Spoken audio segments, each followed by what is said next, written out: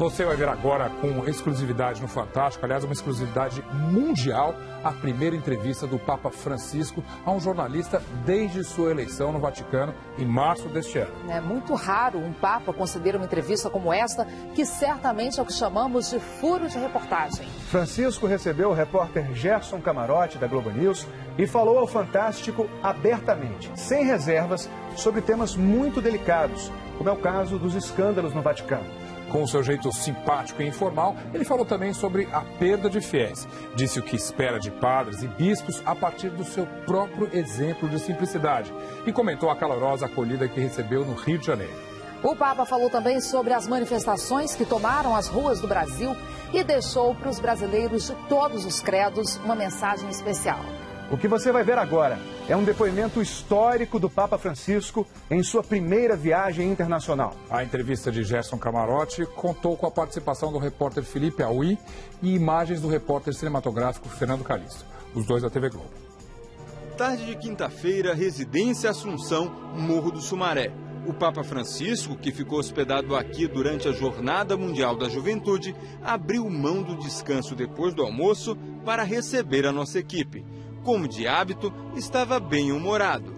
Ao final da entrevista, ganhou uma camisa do Flamengo do padre Alexandre, escolhido pelo próprio Papa para ser o seu secretário particular no Brasil. Assim, não? É isso, a minha equipe, está escrito Francisco ou não. E um pouco antes, brincou com o frio e a chuva que acompanharam a Jornada Mundial da Juventude. O senhor não sentiu esperava um pouco mais quente o Brasil? No, bien. Sí, quizás un poquito más, pero no sentí frío. Qué bueno. Yo no, yo soy de abajo. Conozco el frío de Buenos Aires, pero esto es un otoño normal. Meia hora antes, a entrevista começava também de forma descontraída. Papa Francisco, o senhor chega ao Brasil e tem uma receptividade muito calorosa dos brasileiros. Há uma rivalidade histórica, Brasil e Argentina, pelo menos no futebol. Como é que o senhor recebeu esse gesto de afeto dos brasileiros? Eu me senti recibido com um afecto que no conocía, muy cálidamente. El pueblo brasileño tiene un gran corazón. Y la rivalidad creo que ya está superada totalmente, porque hemos negociado bien. El Papa es argentino y Dios es brasileño. Uma grande solução, né, Santo Padre? Creo que me sentí muy bien recibido, con mucho cariño. Santo Padre, no Brasil o senhor utilizou ao chegar e continua utilizando um carro modelo muito simples. Há notícias que o senhor, inclusive, condenou padres que usavam carros de luxo pelo mundo. Eu queria saber, o senhor inclusive optou por morar na Casa Santa Marta. Essa sua simplicidade, uma nova determinação a ser seguida por padres, por bispos e por cardeais? El auto que yo uso aquí es muy parecido al que estoy usando en Roma. Sencillo, que puede tener un empleado normal. En eso siento que tenemos que dar testimonio de cierta simplicidad, incluso diría de pobreza. Nuestro pueblo exige pobreza a los sacerdotes. Le exige en el buen sentido, digo, nos pide eso. A nuestro pueblo le ofende mucho el corazón cuando ve que los que estamos consagrados estamos apegados al dinero, ¿no? Y eso es malo. Y realmente no es un buen ejemplo que un sacerdote tenga un auto último modelo de marca, ¿no? Yo creo que, se lo digo a los párrocos, en Buenos Aires se lo decía siempre, es necesario que el cura tenga una máquina, un carro, un auto, es necesario, porque en la parroquia hay 1000 cosas que hacer, tiene que moverse, pero que sea un auto modesto, ¿no? Eso respecto al auto. Respecto a que me quedé a vivir en Santa Marta, no fue tanto por razones de simplicidad, porque el apartamento papal es grande, pero no es lujoso. Pero mi opción por quedarme en Santa Marta fue por mi modo de ser. Yo no puedo vivir solo, no puedo vivir encerrado, yo necesito contacto con la gente. Entonces, suelo explicitarlo así. Yo me quedé en Santa Marta por razones psiquiátricas, para no tener que estar sufriendo esa soledad que no me hace bien. Y también por razones de pobreza, porque si no hubiera tenido que pagar en psiquiatras mucha plata. Y entonces no es bueno eso. No, es por estar con la gente. Y Santa Marta es una casa de huéspedes. Viven unos 40 entre obispos y sacerdotes que trabajan en la Santa Sede. Tiene 130 piezas más o menos. Y sacerdotes y obispos y cardenales y laicos, huéspedes en Roma, habitan ahí. Yo como en el comedor común de todos. Desayuno, almuerzo y cena lo tengo allí. Y uno siempre encuentra gente distinta, ¿no? Y eso a mí me hace bien. O sea, que esas son las razones. Y ahora, la regla general. Creo que Dios nos pide en este momento mayor simplicidad. Es una cosa interior que a la Iglesia lo pide. O Santo Padre, quando o senhor chegou ao Rio de Janeiro, houve falhas na segurança. Inclusive ali o seu carro foi ali levado para o meio da multidão. O Papa Francisco ficou com medo? Qual foi o seu sentimento naquele momento? Yo no tengo miedo. Soy inconsciente, pero no tengo miedo. Sé que nadie se muere en la víspera. Cuando me toque, lo que Dios permita, será. Pero antes de viajar, fui a ver el Papa móvil, que tenía que venir acá. Y estaba con vidrios todo. Si usted va a ver a alguien que quiere mucho, amigos, con ganas de comunicarse, ¿usted los va a visitar dentro de una caja de vidrio? No. Yo no puedo venir a ver a este pueblo que tiene un gran corazón detrás de una caja de vidrio. Y en este auto, cuando voy por la calle, bajo el vidrio para poder sacar la mano y saludar. Es decir, o todo o nada. O uno hace el viaje como lo tiene que hacer, con comunicación humana, o no lo hace. Pero comunicación a media no hace bien. Yo agradezco, y tengo que en este punto quiero ser muy claro, agradezco a la seguridad del Vaticano, cómo han preparado esto, el celo que tienen. Y agradezco a la seguridad del Brasil. Agradezco muchísimo, porque acá también me cuidan y quieren que no haya ninguna cosa desagradable.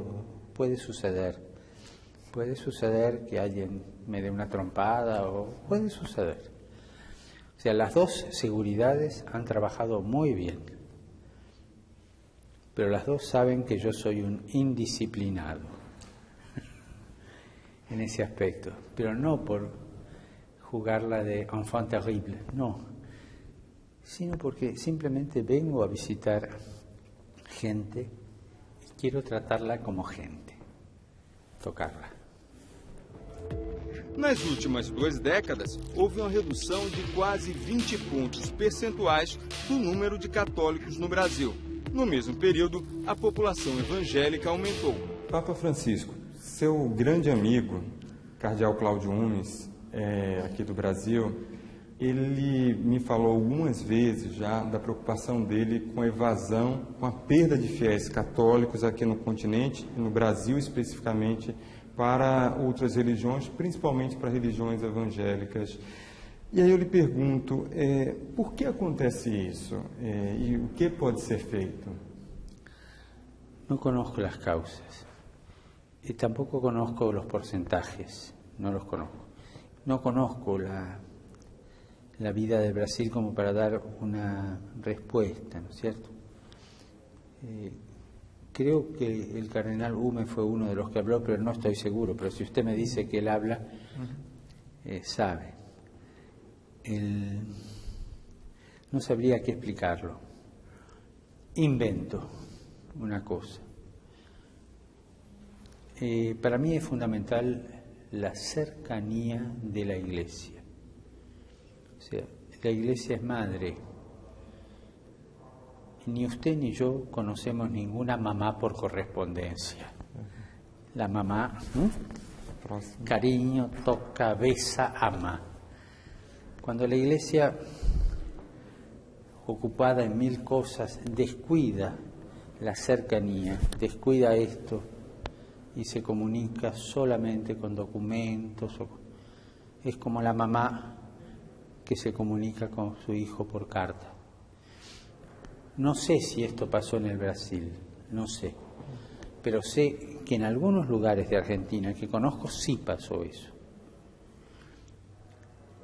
Y la falta de cercanía de sacerdotes, faltan sacerdotes, entonces se deja un pueblo sin sacerdotes. Y entonces la gente busca, tiene necesidad del Evangelio.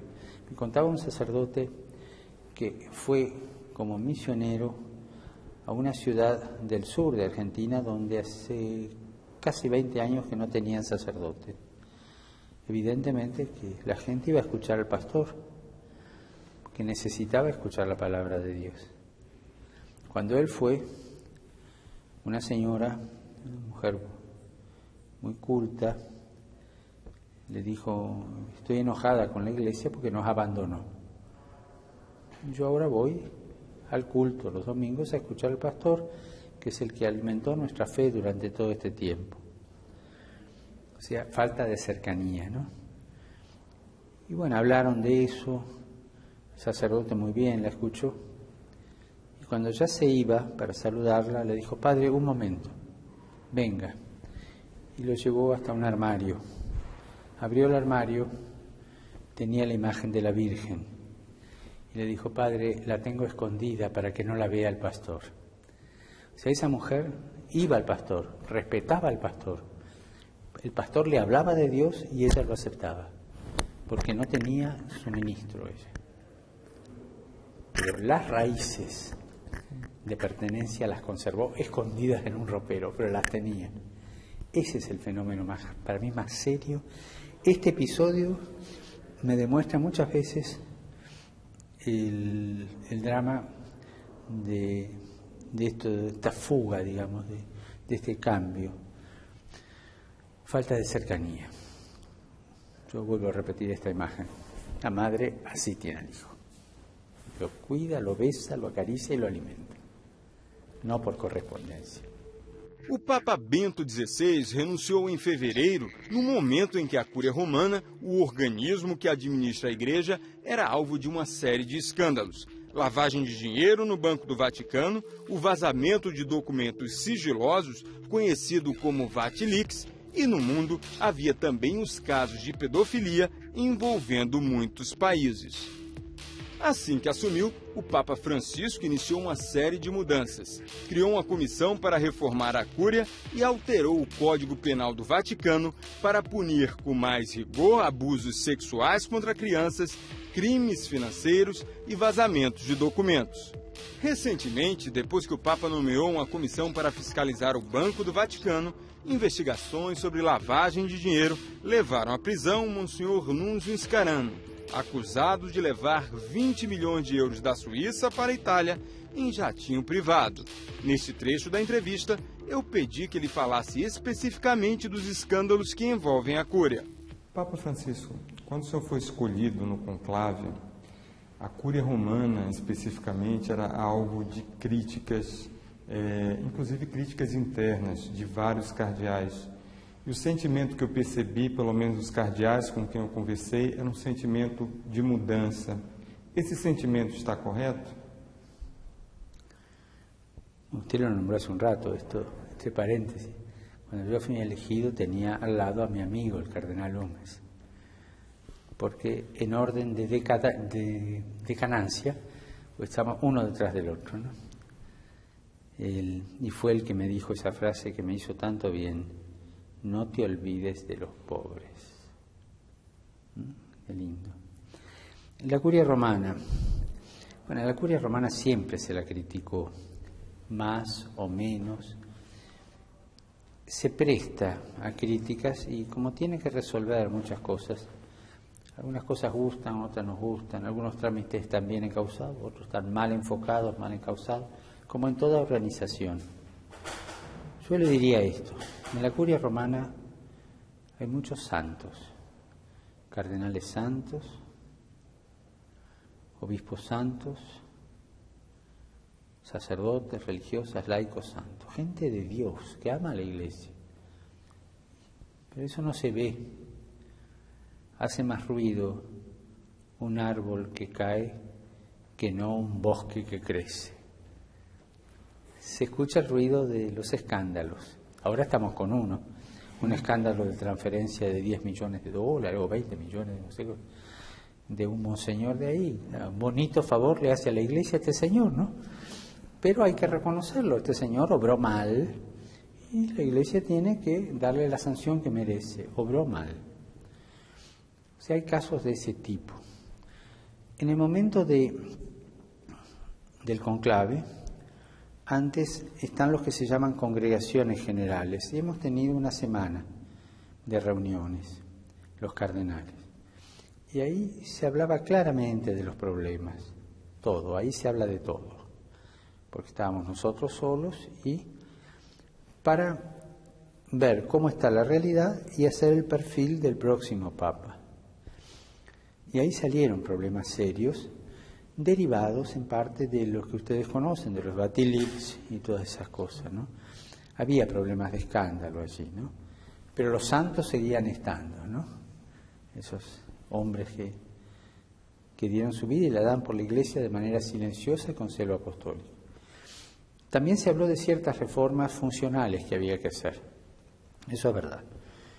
Y se pidió al nuevo Papa que tratara de hacer una comisión outsider para estudiar los problemas de reorganización de la Curia Romana. Al mes de mi elección, yo nombré esa comisión de 8 cardenales, uno de cada continente. En América, 2. Uno de América del Norte y otro de América del Sur, con un coordinador que también es latinoamericano y un secretario que es italiano. Y ya han llegado muchos documentos que esta comisión, que los miembros de esta comisión han obtenido y que nos los pasamos entre nosotros. Tendremos la primera reunión oficial 1, 2 y 3 de octubre. Y ahí se verán algunas pautas. Yo no creo que salga de ahí alguna cosa definitiva porque la reforma de la Curia es muy seria y veo las propuestas y son propuestas muy serias que hay que madurar, ¿no? Calculo que vamos a tener que hacer 2 o 3 reuniones más antes de que se note alguna reforma.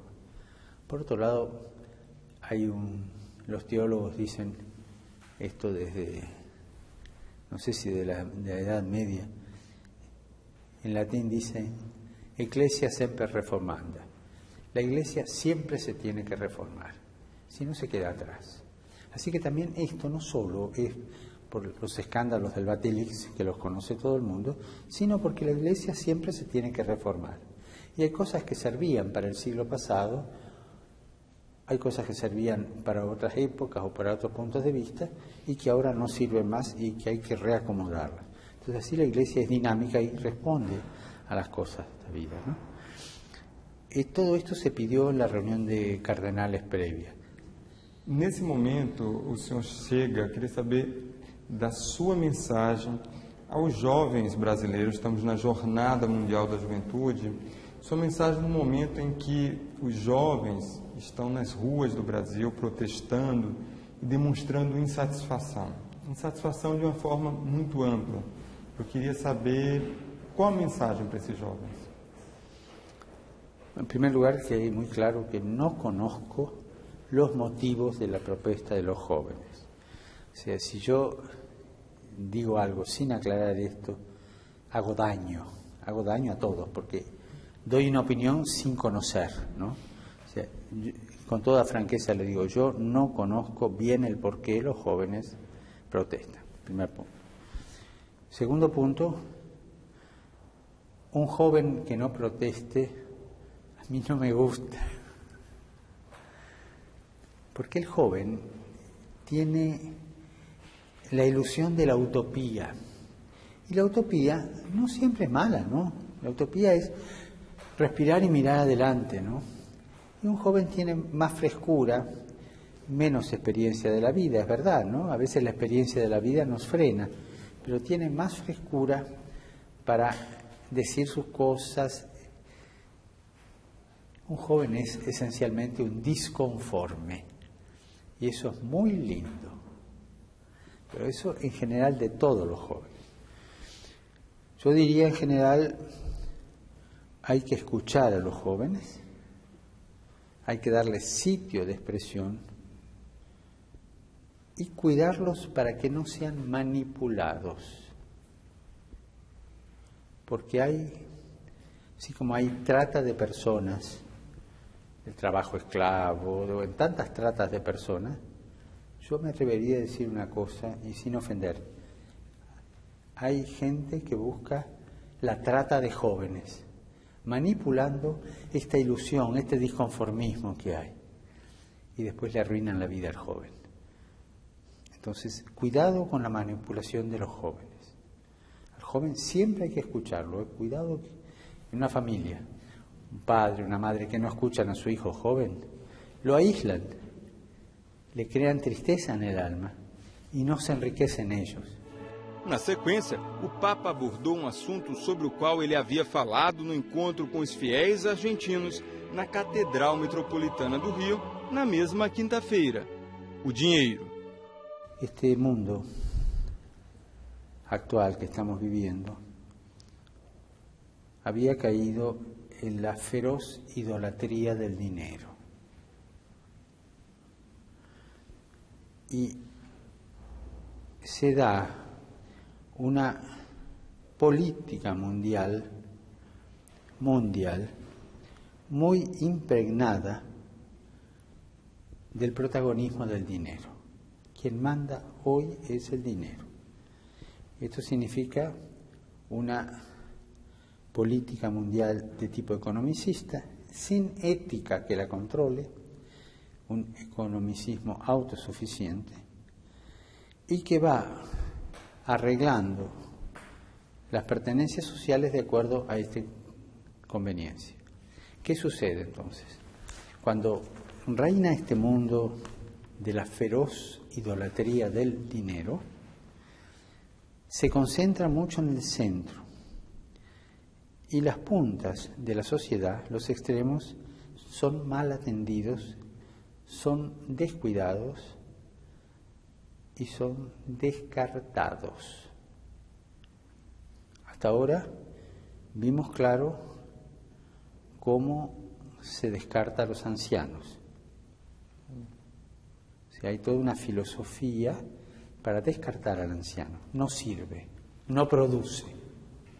El joven tampoco produce mucho, porque es una carga que hay que formar.